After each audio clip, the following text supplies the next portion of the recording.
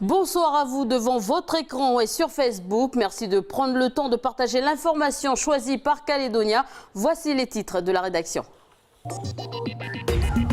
Du renfort pour le pays. 27 sauveteurs sapeurs venant de France débarquent au pays pour renforcer nos pompiers. Depuis le 15 septembre, 349 départs de feu pour près de 10 000 hectares brûlés. C'est le premier bilan de feu au pays. Plus de 400 000 francs, c'est le montant volé sur le compte d'une Calédonienne. Elle a bien voulu nous livrer son témoignage ce soir. Comment lutter contre les arnaques sur Internet? Pour répondre, Jean-Louis Robert Tréguer, capitaine de police à l'état-major. C'est l'interview du jour.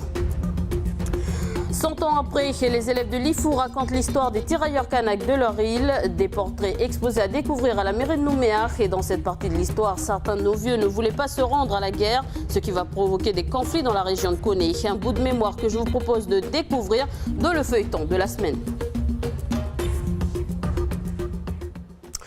3 morts et 1 blessé dans une sortie de route. L'accident s'est déroulé cette nuit entre Kouawa et La Foi, à la tribu de Seinon. Les circonstances de l'accident ne sont pas connues. Le véhicule a été trouvé ce matin par une automobiliste. Le blessé a été évacué au Médipôle. Son pronostic vital n'est pas engagé. Le chauffeur lui fait partie des 3 décédés.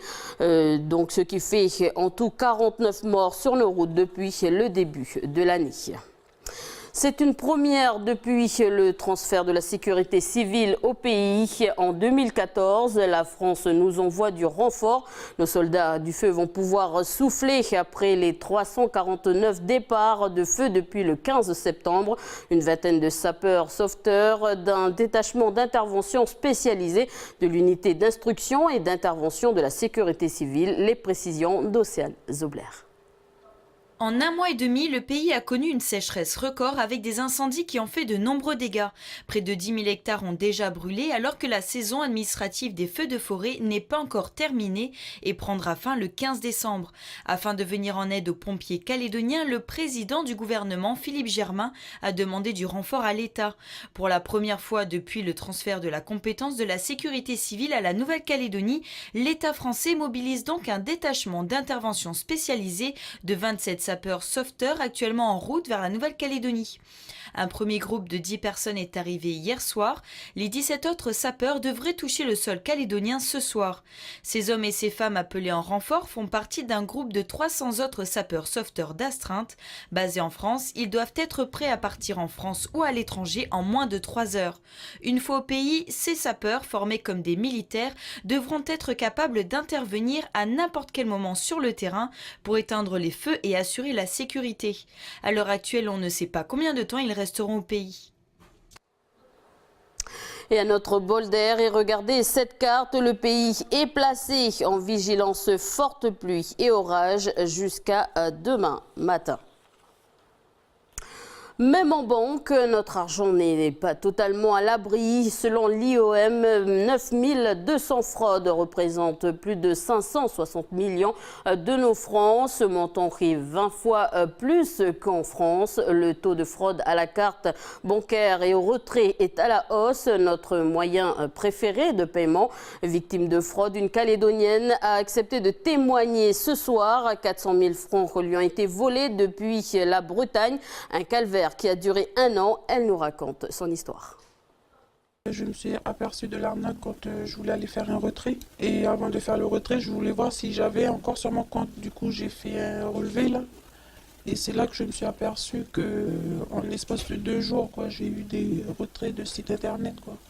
Et du coup, après ça, je suis allée sur le site internet concerné. Et quand je suis allée dessus pour annuler le prélèvement, il y a un frais aussi si tu veux annuler ce prélèvement-là. Du coup, j'ai payé en pensant que ça allait terminer. Sauf que le mois qui suit, j'ai eu d'autres sites internet qui se sont rajoutés, quoi. Je me suis douté que c'est une arnaque parce que ces sites-là, je les connais pas, quoi. J'ai appelé mon conseiller pour en finir et il m'a dit de passer à la gendarmerie faire un PV. Je suis allé faire le PV. Avec le PV, je suis allé à la banque à sa rencontre. Donc il m'a sorti les factures, mes relevés plutôt, avec ça, que je dois remplir. Je dois nommer dessus tout ce que les dates et les jours et la somme des prélèvements qui ont été effectués. Le montant total de janvier jusqu'à septembre dernier, ça remonte à 330 000 francs. Alors, comment lutter contre la cybercriminalité? Un guide pratique a été réalisé par la gendarmerie de Nouvelle-Calédonie en partenariat avec tous les établissements bancaires du pays. Ce prospectus est visible sur leur site et on peut s'informer sur les façons de se prémunir contre les fraudes bancaires, notamment avec la carte. Il faut se méfier des distributeurs de billets qui semblent être modifiés, mais aussi des arnaques sur le web. Les précisions de Jean-Loup Robert Tréguer, capitaine de la police à l'état-major et à la direction de la sécurité publique. C'est l'interview du jour.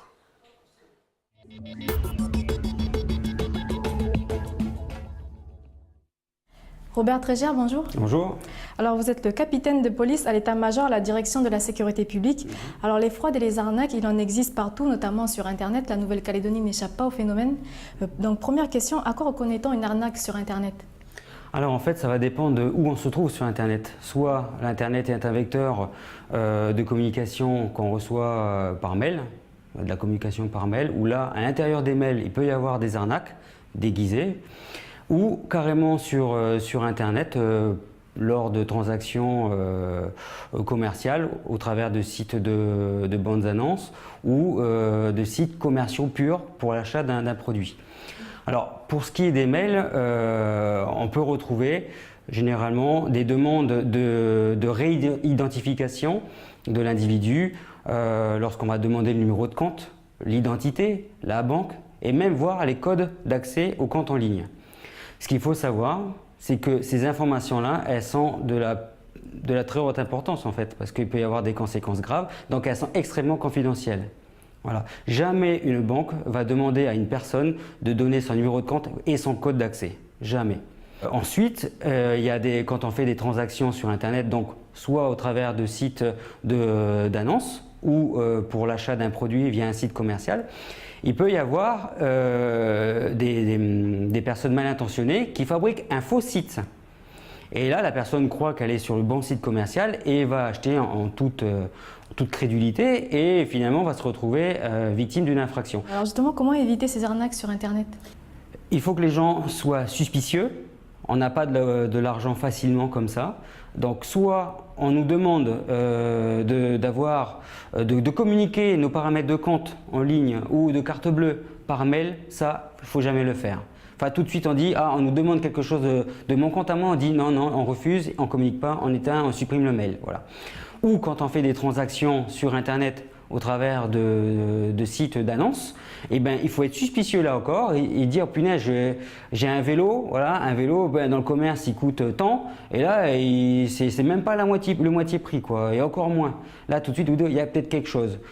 Généralement, on retrouve ce genre d'infractions pour des voitures ou des vélos. Voilà, les vélos sont volés, pareil. Bon, ou sinon, carrément sur Internet même, on a, pour accéder à un site de commercial, on a un explorateur. C'est l'explorateur qui permet d'aller sur Internet. Et l'explorateur va indiquer à l'utilisateur qu'il est sur un site de confiance en indiquant un cadenas qui se trouve à côté de l'adresse Internet. Et dans cette adresse Internet, si on a l'acronyme HTTPS, ça veut dire qu'on est sur un site sécurisé. Là, on peut avoir confiance et faire une démarche de commerce, une transaction financière avec sa carte bleue. Si on a ces deux éléments, si on n'a pas le HTTPS et on n'a pas le cadenas, tout de suite, il faut refuser et fermer l'explorateur. On sait que ce n'est pas sécurisé et alors là, c'est la porte ouverte à un grand nombre de main-d'œuvre frauduleuses. Voilà des propos recueillis par l'INSEE WAMO. Comme vous avez pu le voir, les informations, donc les données informatiques font parfois l'objet de cyberattaques frauduleuses. Vous avez dû entendre parler de l'affaire Paradise Papers et c'est un consortium de journalistes d'investigation internationale qui depuis plusieurs années fait la lumière sur les fonds qui transitent vers les paradis fiscaux. Lors de cette enquête, il a dénoncé aussi des pratiques frauduleuses de citoyens mais aussi de sociétés comme le groupe Glencore. Les précisions de Clémence Losserand et Camille Mouni. L'affaire a éclaté en début de semaine. On l'apprend notamment dans l'article de RFI Afrique d'hier. Comment Glencore s'est emparé d'une mine de cuivre en République démocratique du Congo. Le groupe Glencore, connu ici au pays pour son actionnariat au sein de Koniambo Nickel, est accusé d'avoir accordé à un partenaire d'affaires controversé, Dan Jettler, un prêt de 4,6 milliards de nos francs. Le but ?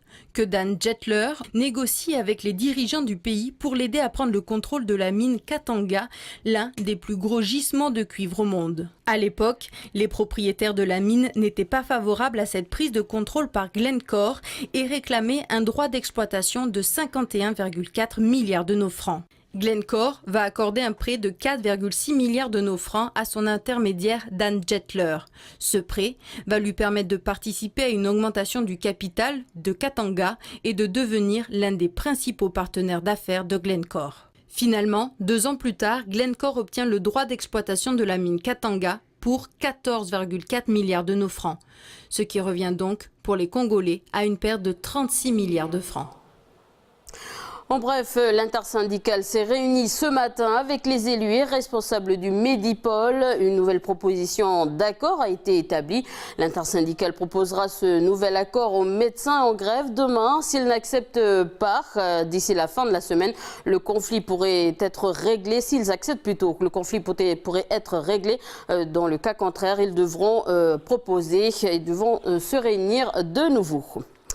Connaissez-vous l'histoire des tirailleurs partis pour la Grande Guerre de 1917? Non. Et bien 100 ans après, les enfants de Lifou racontent l'histoire des tirailleurs kanaks de leur île. 56 toiles sur chaque tirailleur de Djehou complétées par des biographies seront exposées dans la salle d'honneur de la mairie de Nouméa.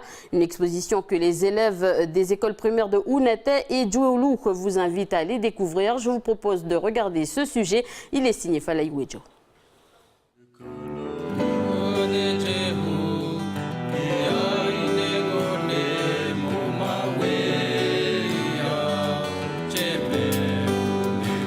J'ai découvert que plusieurs membres de ma tribu, des vieux, ils étaient partis aussi à la guerre durant la Première Guerre mondiale.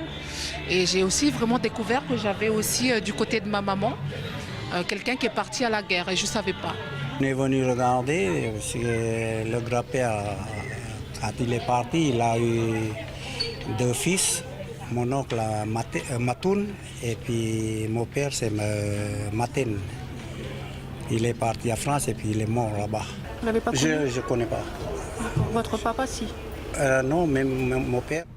Une découverte pour certains, beaucoup d'émotions pour d'autres. Moi-même, j'ai été surprise de découvrir l'histoire de mon arrière-grand-père.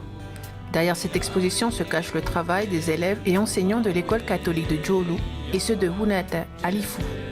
Un travail qui a débuté en 2015. On a d'abord reçu une grande liste de tirailleurs dont les noms étaient francisés. C'est par Madame Sylvette Boubin-Boyer, c'est l'historienne. Il a fallu aller dans les familles, il a fallu aller dans les tribus, faire les coutumes aux petits chefs, de leur demander l'autorisation de voir les familles. Avec certains, on est venu jusqu'aux archives de nos villes pour aller récupérer d'autres informations parce que les fiches militaires se trouvent aux archives de nos villes. C'est les 2 écoles qui ont participé, tout ce qui est dépôt de gerbes, les recherches, etc. On a même nettoyé des tombes pour le 11 novembre. On fait des expositions. Et en fait, les enfants, ils ont travaillé tout le temps. Même, on a travaillé même pendant les vacances au mois de janvier. C'est pour y revenir. Il a un intérêt historico-culturel, parce que c'est l'histoire qui fait ça, et culturel parce qu'il y a eu un décret qui a été émis par le gouvernement français et que les grands chefs ils ont accepté. Et donc du coup, qu'est-ce qu'ils ont fait? Ils ont demandé à leur sujet de participer à cette guerre. Donc ces vieux-là, ils sont partis au nom des grands chefs. Ils ne sont pas partis au départ au nom de la France. Il y a certains qui ont été oubliés, tout simplement oubliés. Et c'est leur rendre hommage à ces vieux-là. L'histoire ne s'arrête pas là. La prochaine commémoration du 11 novembre, ces élèves de l'IFU se rendront à Belle-et-Comont, en France, lieu sur lequel le bataillon mixte du Pacifique s'est illustré. Et justement, notre feuilleton de la semaine est consacré à cette partie de l'histoire, mais cette fois-ci en province nord, dans la commune de Koné. 1917, la guerre fait rage en France. Les campagnes de recrutement en Nouvelle-Calédonie menées par l'administration française rencontrent des difficultés. Les habitants refusent de coopérer. Ils ont appris que beaucoup de volontaires du premier contingent sont morts à la guerre. Le chef du service des affaires indigènes, Alfred Bourcade, va lancer des attaques contre les tribus qui résistent. Ce soir, dans notre feuilleton, nous allons suivre Samuel Goromido, petit-fils de Tiapi Noël Goromido. Il va nous raconter comment s'est passée l'attaque de la tribu de Nechaot à Koné et ses conséquences pour la population. Le reportage de Prosper Poigou.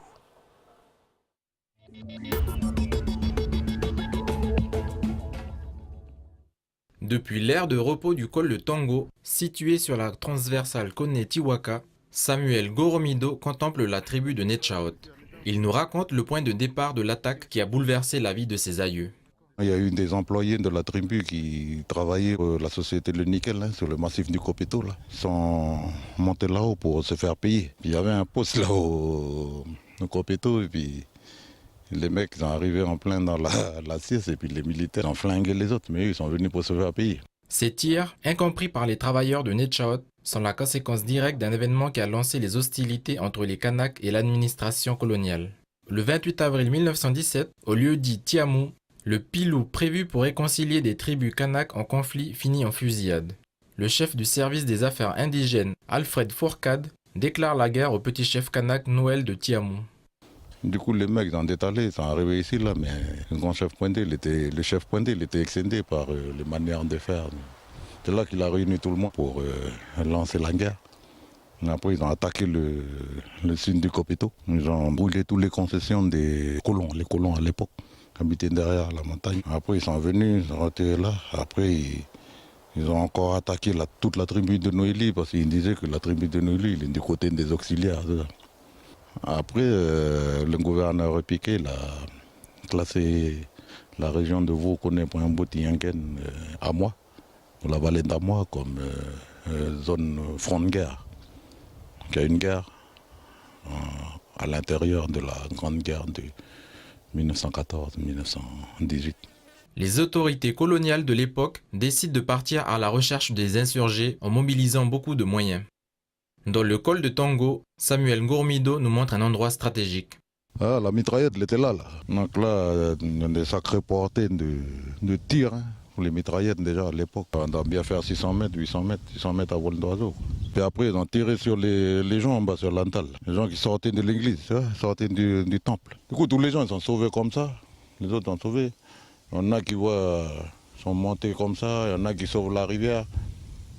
Comme ils ont dispersé un coup, la mitraillette, il ne peut plus tirer sur n'importe qui. Puis il a envoyé les auxiliaires pour attraper les gens. Tiapi Noël Goromido, le grand-père de Samuel, échappe au massacre. Avec ses deux frères, il mène les survivants à un point de ralliement situé à quelques centaines de mètres du col de Tongo. Donc voilà, les vieux, ils sont retrouvés ici. Ils sont passés par derrière là-bas, puis après ils ressortent par ici. Pour retrouver toute la partie qui les attendait ici, dans le pic sacré, celui-là. Après, ils repartent par là, puis ils passent par les pieds du massif, là-bas, pour sortir à Bobo. Pour la suite de l'histoire, il est là-bas. À partir de Bobo, après, il y a des étapes en descendant. Et puis après, c'est toute la vallée de Tiwaka. Après. Voilà, suite de notre feuilleton demain. Du football pour les amoureux du ballon blanc. Vous pouvez déjà réserver vos places pour le match Nouvelle-Zélande-Estonie sur le site de la Fédération calédonienne de football. La rencontre aura lieu dans 10 jours à 13h au stade Noumadéli. Stan Kabarlouet et son école de danse L'Avant-Scène présente ce vendredi et samedi la Bayadère. Ce grand ballet exceptionnel à l'Arène du Sud à 19h30. Je vous propose un extrait. Avec la participation exceptionnelle des danseurs principaux du Staatsballett de Berlin et de l'Opéra d'État de Bavière, l'avant-scène Centre de danse Stan Kabarlouet présente à l'Arène du Sud son nouveau spectacle La Bayadère. Un ballet unique et grandiose, rassemblant plus de 150 danseurs, vous attend aux portes de l'Inde antique. Voilà, rectification, c'était la bande-annonce, un spectacle qui aura lieu au stade de l'Arène du Sud à 19h30, samedi et vendredi. Voilà, c'est la fin de ce journal. Merci de votre attention à suivre. Bienvenue dans la bande. On parle cette fois-ci de diabète. Bonne soirée à tous.